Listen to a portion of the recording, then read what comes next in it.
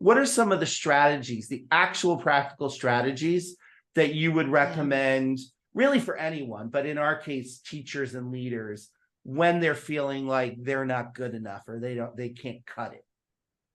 So what we know is that our sort of automatic tendency as humans is to try to suppress thoughts that we don't like and to avoid feelings that we don't like, right? We all want to just like hang in our comfort zone and have nice positive thoughts. And that's just not how it works. To be human is to know pain. We literally come out of the womb screaming. And if we're not, it means something's terribly wrong.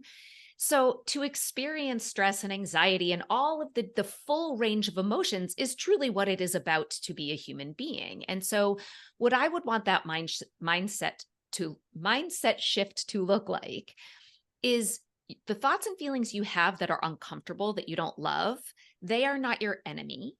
They are part of being a normal human being. And in fact, we could delve all the way into how we were evolutionarily designed to worry and avoid uncertainty and all of it, even engage in social comparison. So all of that is normal. And the harder we work to get rid of it, like right now, we can test this out, not because I'm telling you it's true as some expert, but your listeners and you can test this out right now.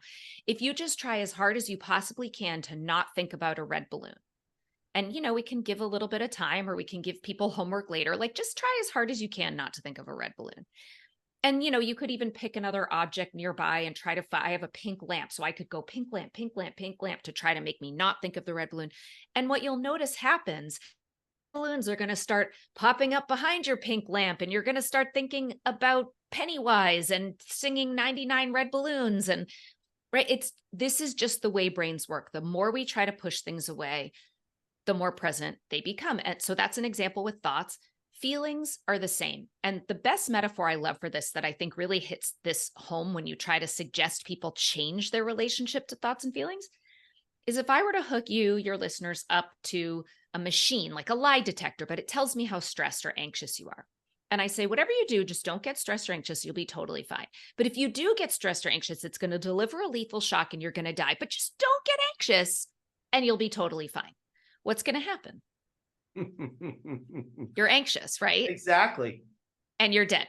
And if you think about the reason for that, it's because of your relationship that you now have to stress and anxiety. It's, oh my God, this is bad. It's dangerous. If I have this, I'm going to die. I can't have it. I can't have it. So now you're stressed about stress. So you're stressed, right? So the more we're unwilling to have something, the more present it's going to be.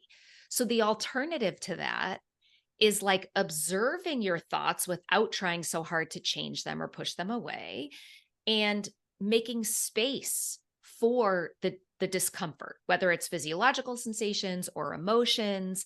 Now, this doesn't mean you have to like it or want it. That would make you a masochist, and then we'd be having a different kind of conversation. But it means like I'm going to change my relationship to this internal stuff that's showing up anyway, because the more I fight it, the bigger it becomes. And the alternative to fighting it is learning to live alongside of it, knowing these are just feelings. They're temporary. They're not dangerous. And most of all, you can handle it. We overestimate the likelihood that bad things are going to happen, and we underestimate our ability to cope with it. And the way to really learn that bad things don't usually happen, but even when they do, they're not as bad as our mind tells us and we can handle it, is to stop avoiding, is to lean in. And then, of course, there's like all sorts of strategies to kind of build that willingness muscle, or the way I like to talk about it is getting comfortable being uncomfortable, because that kind of clicks for people. And there's all sorts of ways to practice that. And if we have time and you want to do that, we can.